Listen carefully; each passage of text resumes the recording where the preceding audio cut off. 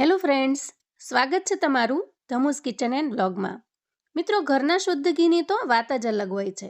અને અત્યારે શિયાળો ચાલે છે. આપણે જાત જાતના વસાણા બનાવતા હોઈએ છીએ. ખાસ કરીને વસાણા બનાવવા માટે આપણે જરૂર પડે છે શુદ્ધ દેશી અને દાણાદાર ઘીની. આજે હું ઘી બનાવવાની એવી ટ્રીક લઈને આવી છું જેમાં તમારે કોઈ ઝંઝટ નથી.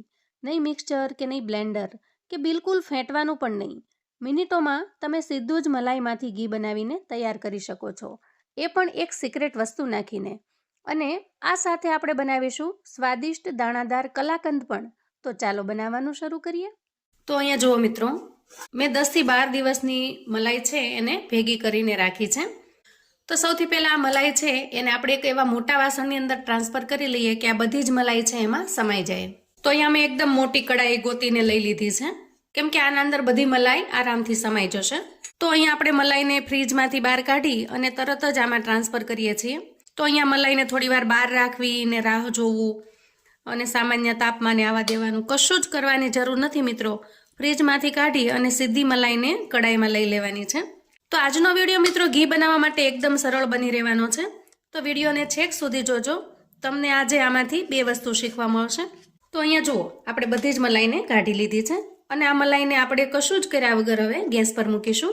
તો મિત્રો, આજે આપણે એવી ટ્રીક્સથી ઘી બનાવવાના છીએ, તમારે ઘી બનાવવામાં સહેજ પણ વાર નહીં લાગે, એકદમ ઝડપથી બનીને તૈયાર થઈ જશે.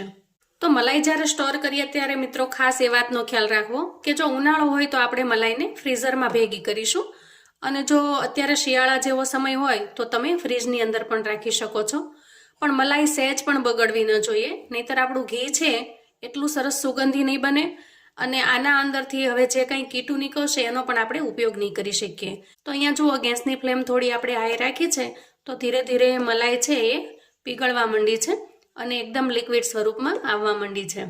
તો અહીંયા બધી જ મલાઈ છે એને આપણે પહેલાં પીગળાવી લઈએ અને પછી નાખીશું એક સિક્રેટ વસ્તુ કે જેનાથી આપણી મલાઈ છે એમાંથી ફટાફટથી માખણ બનીને તૈયાર થઈ જશે અને સહેજ પણ વાર નહીં લાગે. અને આ સિક્રેટ જાણ્યા પછી મિત્રો તમને ઘી બનાવવાની સહેજ પણ આળસ નહીં થાય, ઝટપટથી બનાવીને તમે તૈયાર કરી શકશો. તો અહીંયા ગેસને રાખ્યો છે હાઈ ફ્લેમ ઉપર, તો આપણે મલાઈને ચલાવતા રહેવું પડશે. તો અહીંયા જુઓ, બધી જ મલાઈ છે એ પીગળી ગઈ છે અને એકદમ લિક્વિડ ફોર્મમાં આવી ગઈ છે. તો મલાઈ જ્યારે આવી રીતે લિક્વિડ ફોર્મમાં આવી જાય ત્યારે આપણે ઉમેરીશું આપણી સિક્રેટ વસ્તુ. અહીંયા નાખીશું આપણે લીંબુના ફૂલ, જેને આપણે સિટ્રિક એસિડ અથવા તો સાઇટ્રિક એસિડ પણ કહેતા હોઈએ છીએ. તો અહીંયા તમે જુઓ, 8 થી 10 દાણા જ મેં લીંબુના ફૂલ લીધા છે.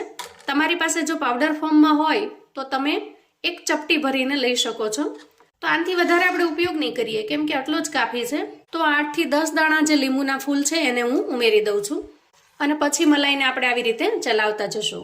તો તમે જોશો કે થોડી વારની અંદર જ જે કીટું છે એ બનવા માંડશે અને ઘી છે એ છૂટું પડવા માંડશે.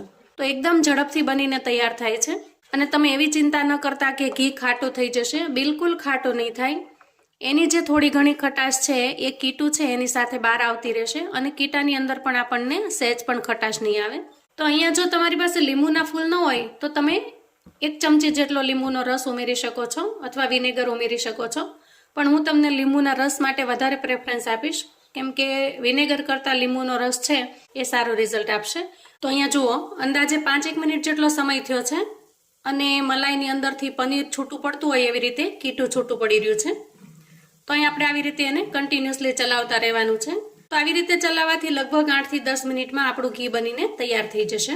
અને ચલાવતા રહેવાનો બીજો ફાયદો એ પણ છે કે આવી રીતે જો સતત ચલાવીને આપણે બનાવીશું ને તો એકદમ દાણાદાર ઘી બનીને તૈયાર થાય છે.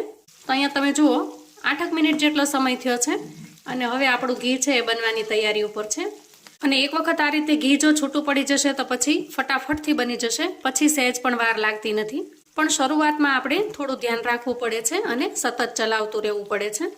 તો અહીંયા જુઓ, ઘી બની ગયું છે અને કીટું પણ સાવ છૂટું પડી ગયું છે. હજી આપણે થોડી વાર માટે પકવી લેશું. તો અહીંયા જુઓ, લગભગ 10 મિનિટ જેટલો સમય થયો છે અને આપણું ઘી બનીને તૈયાર થઈ ગયું છે. તો મિક્સચર, ગ્રાઇન્ડર કે કોઈ પણ સાધનના ઉપયોગ વગર આપણે સીધી જ મલાઈ છે એમાંથી ઘી બનાવીને તૈયાર કર્યું છે. અને તમે જુઓ મિત્રો, એટલી સરસ મજાની સુગંધ આવે છે કેમ કે દેશી ઘી છે તો સુગંધ તો આવવાની જ. હવે આપણે આ ઘીને એક વાસણની અંદર કાઢી લઈએ તો મિત્રો ઘણી વખત આપણે કહેતા હોઈએ છીએ કે કેટલી બધી મલાઈ હતી અને ઘી ઓછું નીકળ્યું છે, પણ તમે બરાબર અને યોગ્ય ટ્રિક્સ વાપરશો, ખૂબ જાજુ અને એકદમ સરસ ઘી બનીને તૈયાર થશે. તો અત્યારે શિયાળાની અંદર વસાણા બનાવવા માટે આપણે ઘી લાવતા હોઈએ છીએ બજારમાંથી, અને બજારનું ઘી મોંઘું તો હોય છે, પણ સાથે સાથે એની શુદ્ધતાની આપણને ખાતરી પણ નથી હોતી.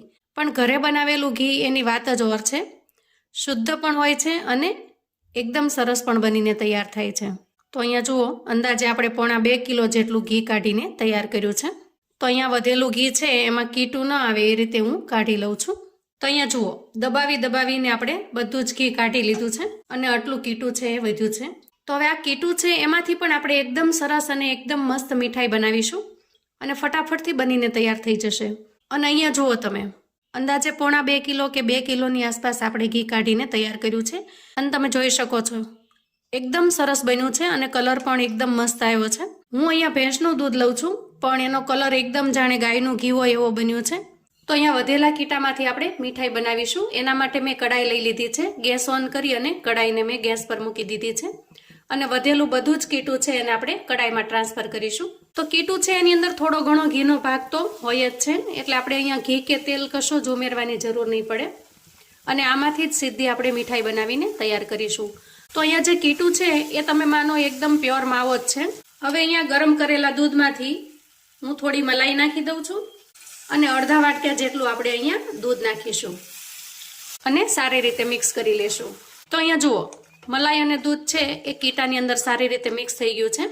હવે થોડી વાર માટે આપણે આને ચલાવશું ને તો તરત જ એમાંથી ઘી છૂટું પડવા માંડશે અને પછી આપણે એમાં ખાંડ ઉમેરીશું. તો અહીંયા આપણે ખાંડ ઉમેરી દઈએ. તો અહીંયા મેં મોટી 3 ચમચી જેટલી ખાંડ ઉમેરી છે. તમે જો વધારે ગળ્યું ખાતા હો તો વધારે ઉમેરી શકો છો, પણ આટલી ઇનફ થઈ રહેશે. અને ખાંડને આપણે સારી રીતે મિક્સ કરી લઈએ. તો તમે જોઈ શકો છો કે અંદરથી સરસ ઘી છૂટી ગયું છે અને આપણે જાણે માવો શેક્યો હોય એવું સરસ બની ગયું છે. હવે ખાંડ આપણે નાખી જ છે અંદર, એટલે થોડી વાર માટે ખાંડ છે એનું પાણી બળી જાય ત્યાં સુધી આપણે એને હલાવી લેવાનું છે. અહીંયા 4-5 એલચીને મેં ભૂકો કરીને રાખી છે, એને ઉમેરી દઈએ. તો એલચી ઉમેરવાથી ખૂબ જ સરસ ટેસ્ટ આવે છે. એકદમ સરસ મીઠો માવો બનીને તૈયાર છે. આમાંથી તમને મનપસંદ કોઈ પણ મીઠાઈ તમે બનાવી શકો છો. તો અહીંયા ગેસની ફ્લેમને આપણે બંધ કરીશું અને આ માવો છે એને આપણે ઢાળી દેશું. તો અહીંયા તમારી પાસે જે કોઈ કન્ટેનર હોય એને આવી રીતે ગ્રીસ કરી લઈએ અને તૈયાર કરેલો માવો છે એમાં ટ્રાન્સફર કરી દઈએ. અહીં તમે જુઓ, મેં એને સેટ કરી લીધું છે. હવે આપણે સામાન્ય તાપમાન પર આવવા દઈએ અને પછી આપણે પીસ કરી લેશું. તમારે જો ઝડપથી ઠંડુ કરવું હોય તો આને કલાક માટે ફ્રીજમાં મૂકી દેવાનું છે અને સામાન્ય તાપમાને 2 થી 3 કલાકે સરસ ઠંડુ થઈ જશે. તો અહીંયા જુઓ, ફ્રીજમાં મૂકેલી મીઠાઈ સરસ સેટ થઈ ગઈ છે અને હવે આપણે પીસ કરી લેશું. તો સૌથી પહેલાં તો એની કિનારી છોડાવી લઈએ, કેમ કે ઘી થીજી ગયું હશે. તો અહીંયા એક પ્લેટ લઈએ અને મીઠાઈને આપણે પ્લેટમાં કાઢી લઈએ. તો અહીંયા જુઓ, મીઠાઈ એકદમ સરસ સેટ થઈ ગઈ છે અને આપણે એને ડિમોલ્ડ કરી લીધી છે. હવે અહીંયા આપણે પીસ કરી લઈએ. તો અહીંયા પીસ કરતાં તમે જોઈ શકો છો એકદમ માવેદાર બનીને તૈયાર થઈ છે. મોઢામાં મૂકતા જ પાણી થઈ જાય એવી સરસ બનીને તૈયાર થઈ છે. તો અહીંયા તમે ચોરસ, લંબચોરસ જેવા ગમે એવા પીસ કરી શકો છો અને એન્જોય કરી શકો છો. તો અહીંયા મેં ચોરસ શેપમાં કટ કરી લીધા છે અને હું તમને એક પીસ અહીંયા બતાવું છું. એકદમ માવેદાર બનીને તૈયાર થઈ છે. અને તમે પેંડાનો શેપ આપી શકો છો અથવા તો આવી રીતે કલાકંદ પણ બનાવી શકો છો. હું તમને એનું ટેક્સચર બતાવું. અહીંયા જુઓ, એકદમ માવેદાર બનીને તૈયાર થયો છે અને ખૂબ જ ટેસ્ટી લાગે છે. તો મિત્રો, આ મીઠાઈને તમે કાજુ કે કોઈ પણ ડ્રાયફ્રૂટ્સથી ગાર્નિશિંગ કરી શકો છો. અહીંયા મેં એમને રાખી છે સિમ્પલ, કોઈ ગાર્નિશિંગ કર્યું નથી. પણ તમે ગાર્નિશ કરશો તો જાણે બજારમાંથી લાવ્યા હો એવી સરસ લાગશે. તો મિત્રો, આવું અવનવું જાણવા માટે ચેનલ પર જો તમે નવા છો તો ચેનલને સબસ્ક્રાઈબ કરો. વિડીયો ગમે તો લાઈક અને શેર કરો.